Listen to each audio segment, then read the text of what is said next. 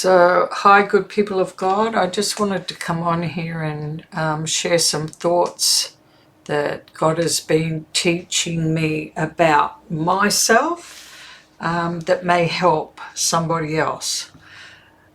Now, I know that there have been some people that have been going through some very tough times lately and for a very significant period of time. I know for myself, this last season of tribulation began about March 2022.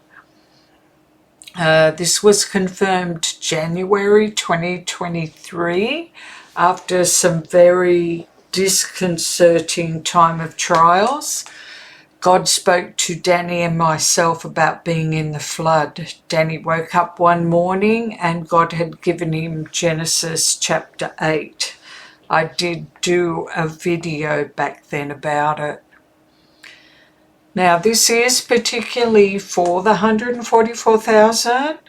Now, may I first say here that I've always taught, and I always say this, that the 144,000 are ordinary people, but who have an extraordinary relationship with God.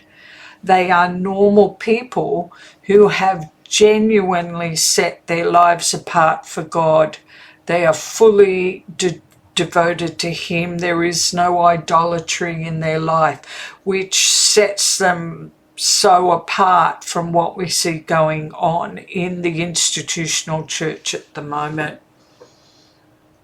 Now, I want to encourage us today and maybe help some people going forward, right? This is only going to be for some, those who may identify with my story. Now, this intense flood that we're going through at the moment is based on Revelation chapter 12, where the enemy of God sends a flood after the faithful woman in order to wash her away to destruction. Now, if you look at where in the prophetic history Revelation 12 we see that there has been an outpouring of deception, and most of God's people have embraced that deception and will not repent. Even though they're being shown the folly of their ways, they will not repent. But at the same time, there has been a faithful remnant that have stayed away from idolatry and deception during that period of time. Now, that flood that the enemy sends after the faithful woman is that group that have stayed faithful to God and are not being carried away by deception and idolatry. That flood that the enemy sends after the woman will not succeed. God will not let even one of His faithful be carried away to destruction. Now, yesterday I had a subscriber leave a comment. In that comment, he reflected the same kind of attacks that I've been experiencing. He shared what he's been going through, and I was amazed at the similarity to it of what I've been experiencing. And this caused me to go back and reanalyze what I thought was happening to the remnant. Back in April, I posted 2 videos on love. Immediately after that, in that following week after I posted those videos, every significant person in my life came to me and basically said, I don't have room for you in my life at the moment. As I said, this happened over the course of a week, so it was quite confronting that so many people not only didn't have space for me in their life at the moment, but that they actually wanted to come and tell me to my face. So most people were polite, although I did have one person actually hang up on me, which is a first. So there's that. But they were basically saying to me, you're not a priority in my life at the moment. At the moment, you have nothing of value to add to my life. So I don't want you in my space at the moment. Now, that's okay. People have other priorities. I know I'm not the most important person in other people's lives, but to have them all do it over such a short period of time and to come and have the need to say it to my face was very confronting.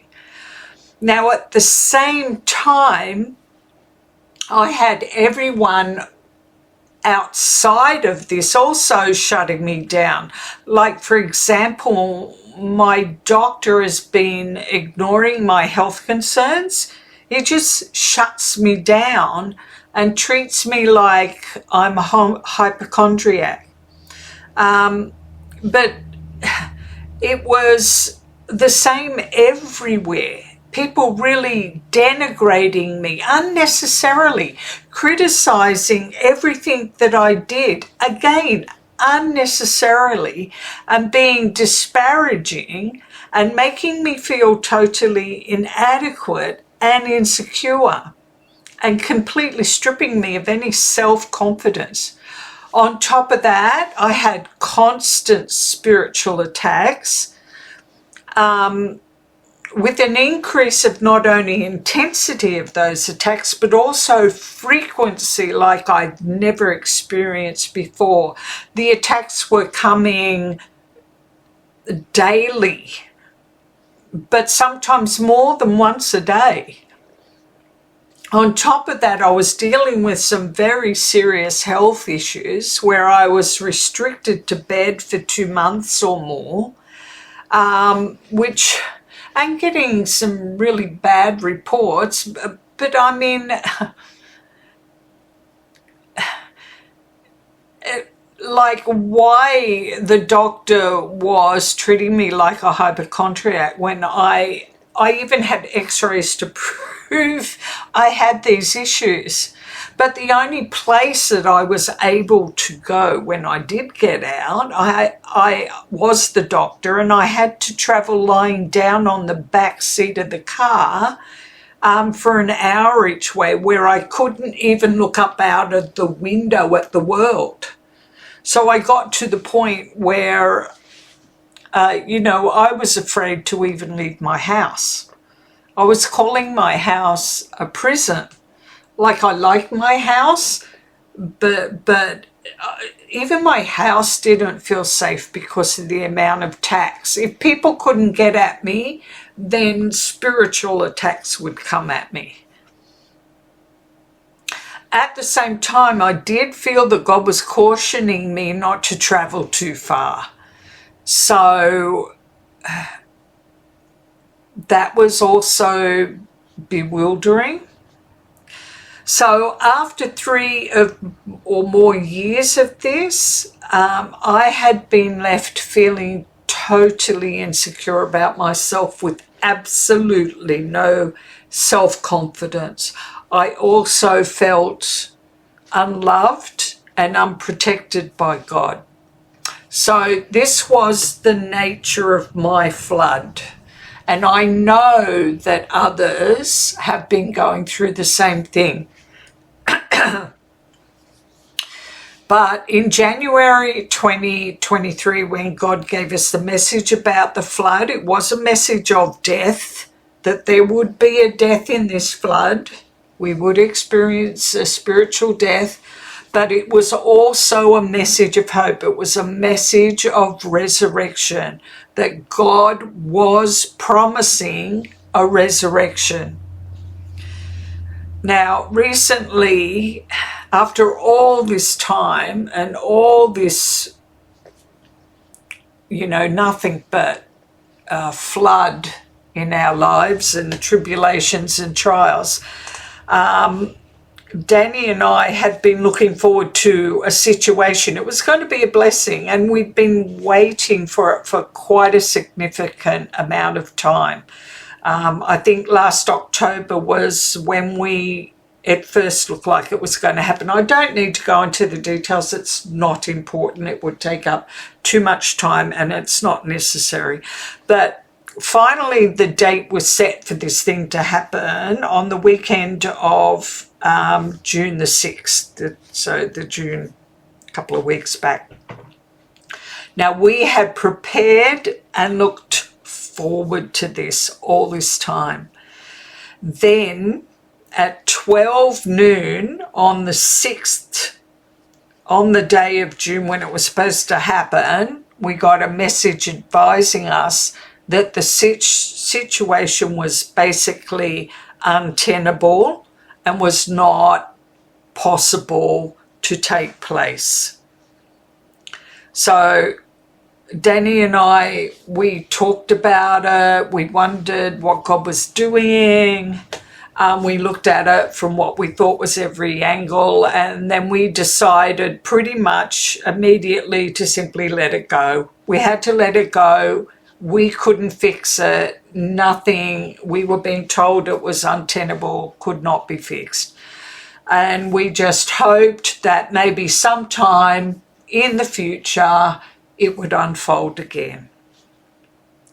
But thinking it through, I did say to Danny, I thought that God was trying to show me something about myself, and that was that I've been closed off to Him, that my heart has been shut down to Him.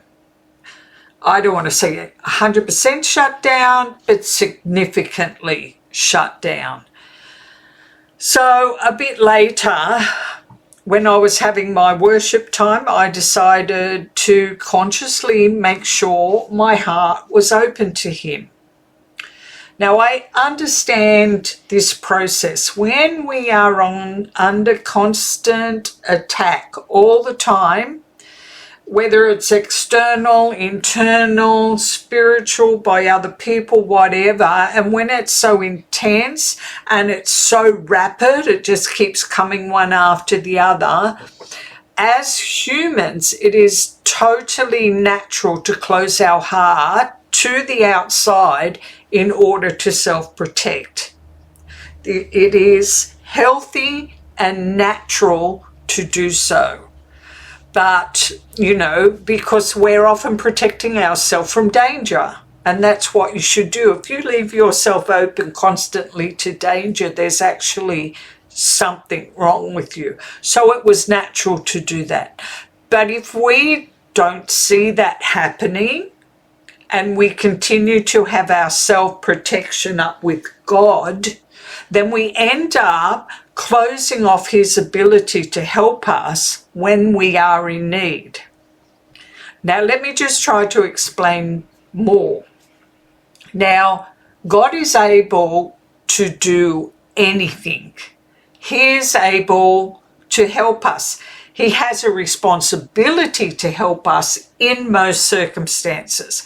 However, if we shut the door to Him, He will not force His way in. He is able, but He cannot break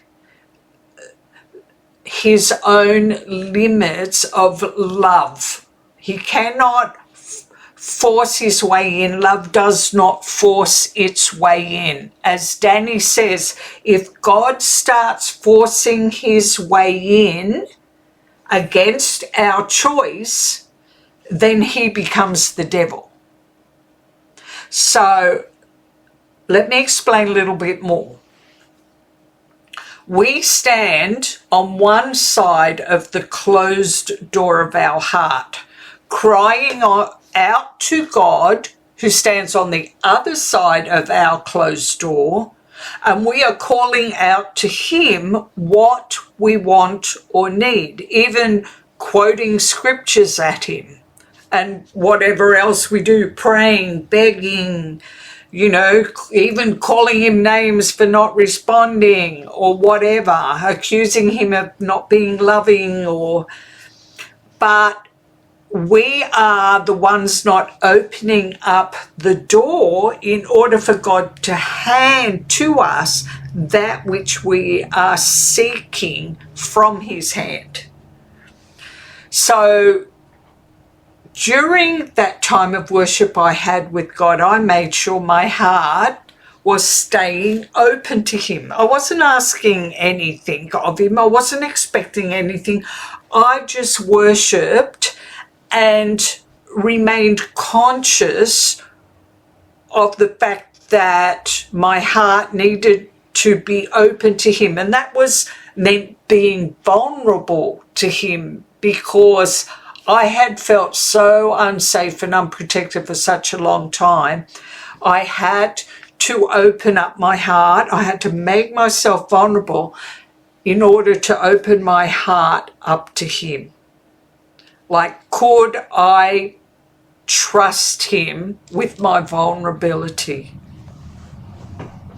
And I stayed there for a long time, and I really enjoyed that time with him. Now, when I finished, I noticed I had a message on my phone. Excuse me, I'm really feeling it. Letting me know that all had been restored with our situation and that it was going to proceed as normal and on time. Now, honestly, I kid you not, it felt like a miracle, because there was no fix available earlier. It was not going to be naturally possible. Now, as I said, I had not gone to worship looking for a fix, because I assumed that was it. It was done. It was finished. And I honestly felt there wasn't one. I just wanted to be with him and make sure that I was opening my heart to him, because I felt this is what he was saying to me in the situation, that my heart had been closed. And I was right. When I went into worship, I could see my heart has been closed.